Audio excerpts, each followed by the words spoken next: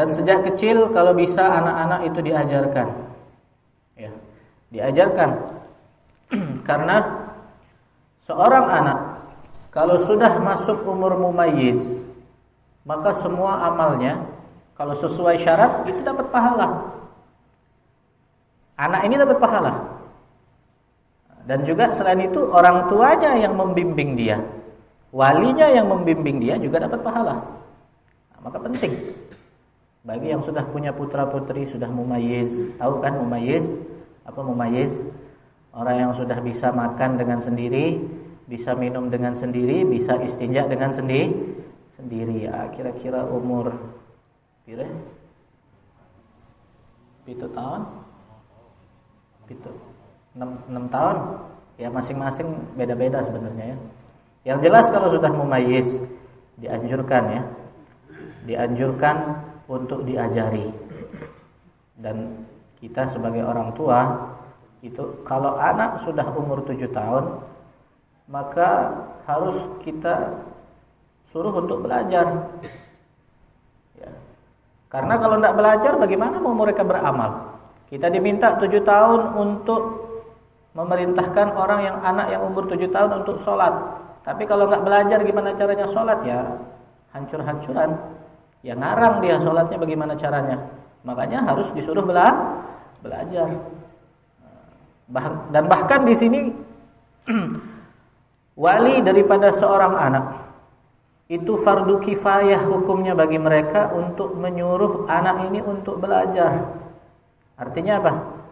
Kalau orang tua antara ayah tidak ada yang nyuruh, ayahnya nggak nyuruh, ibunya juga nggak ngajari, kakeknya juga nggak ngajari.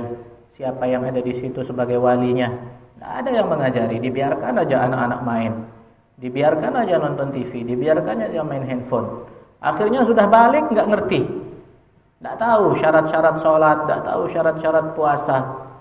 Yang penting nggak cara-cara wudhu nggak tahu. Maka nanti yang dosa siapa? Walinya, semuanya dosa. Makanya harus ada salah satu yang mengajari. Kalau nggak bisa bapaknya ya ibunya, nggak bisa ibunya ya kakeknya. Nggak bisa kakeknya ya siapa yang ada di situ. Nggak bisa juga carikan guru, masukkan ke madrasah, masukkan pondok pesantren, atau mungkin datangkan guru agama, kumpulkan anak-anak kecil suruh belajar. Itu penting karena wajib. Jangan sampai anak-anak kita bisa baca, bisa berhitung tapi tidak bisa sholat. Baca berhitung penting, bagus untuk kehidupan dia di dunia. Tapi ingat, kehidupan bukan hanya di dunia. Setelah meninggal tidak berakhir begitu saja. Tapi nanti ada alam kubur, ada alam akhirat. Nah, itu panjangnya jauh. Bahkan kehidupan akhirat tidak ada ujungnya. Ya, kekal, khalidina fiha. Yang di neraka ya kekal di neraka, naudzubillah, disiksa terus, tidak ada ujung-ujungnya. Yang di surga juga kekal, dapat nikmat terus-menerus, tidak ada ujungnya. Maka oleh sebab itu sebagai orang tua harus memperhatikan pendidikan anaknya. Pendidikan dunia penting, tapi lebih penting pendidikan masalah akhirat.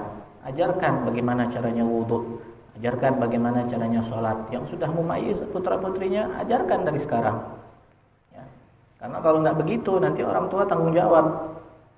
Awwaluman yata'allaqu bihil abdu ahluh wa waliduh, kata Nabi. Yang pertama kali nanti akan menuntut di hari kiamat adalah istrinya. Seorang hamba adalah istrinya, kemudian anak-anaknya. Jangan kira nanti di hari kiamat, oh ini suami saya, tidak apa-apa, sudah kurang lebih. Oh ini bapak saya, tidak akan saya tuntut, tidak akan kira. Jadi masing-masing ya.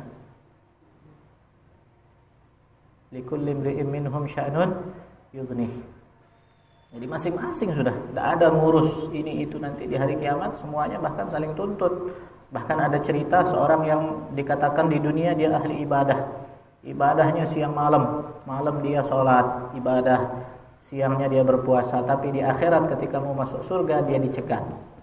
Yang nyegat siapa? Keluarganya, putra-putrinya. Dicegat.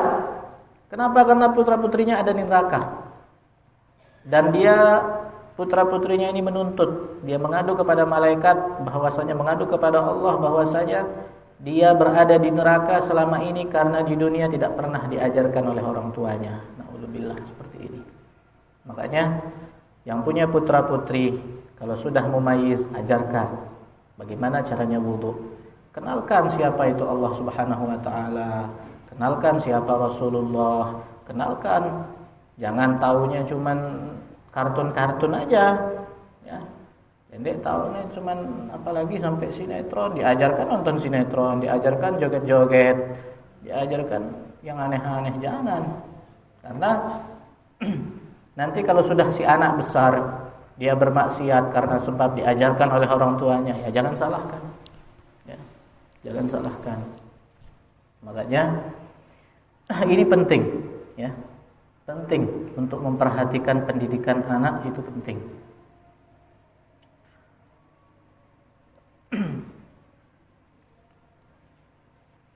Ada pertanyaan?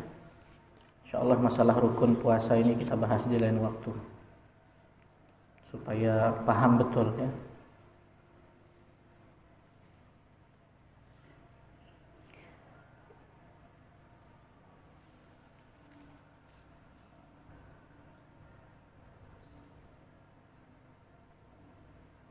Jadi beda deh. Sebagaimana anak itu diajarkan untuk sholat, diminta untuk sholat umur 7 tahun, maka puasa pun seperti itu. Kalau sudah umur 7 tahun, suruh puasa. Sekalipun mungkin nanti dia tidak bisa full. Ya mungkin EP istilahnya, setengah jelas. Nah, itu diajarkan. Dan itu ada pahalanya pasti. Karena kita memerintahkan untuk sesuatu yang baik, itu yang menyebabkan dia bisa puasa full 1 hari.